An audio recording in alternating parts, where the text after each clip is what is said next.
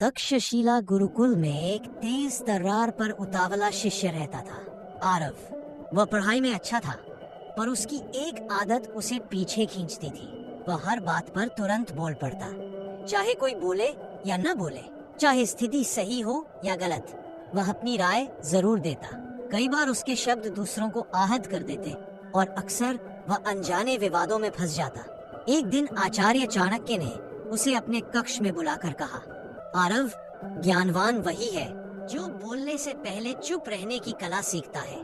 आरव ने पूछा, गुरुदेव, चुप रहकर क्या सीख सकता हूँ? चाणक्य मुस्कुराए, चलो आज तुम्हें मौन के 8 महान लाभ अनुभव कराता हूँ। दोनों सभा भवन पहुँचे।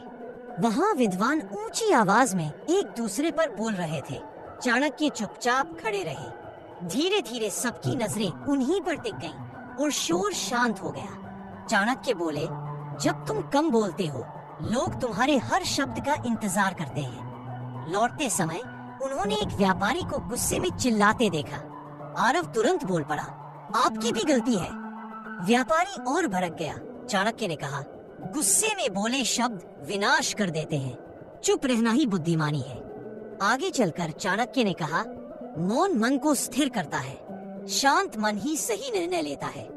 आरव ने पहली बार महसूस किया कि मौन में एक गहरी शांति है। थोड़ी दूर एक वृद्धा आई और बोली, आचार्य, मैं आपको अपना दुख इसलिए बताती हूँ क्योंकि आप सुनते ज्यादा हैं, बोलते कम।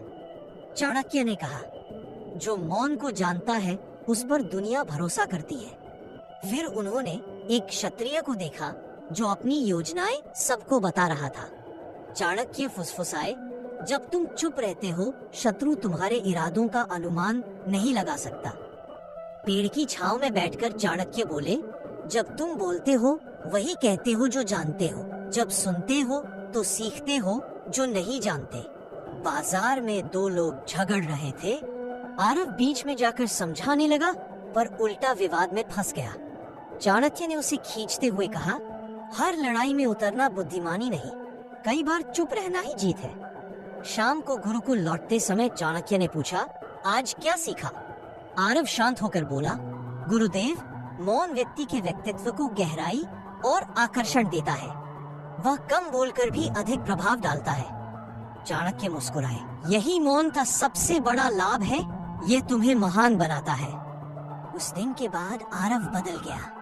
अब वह बोलने से पहले सोचता, विवादों से दूर रहता, सीखने के लिए अधिक सुनता और गुस्से में शांत रहता। कुछ वर्षों में वही आरव तक्षशिला का सबसे सम्मानित, बुद्धिमान और विवेकशील विद्वान बन गया। चाणक्य की बात सच निकली। मौन में वही शक्ति है जो शब्दों में नहीं। जो चुप रहना सीख लेता है, वह जीवन जीत लेता है।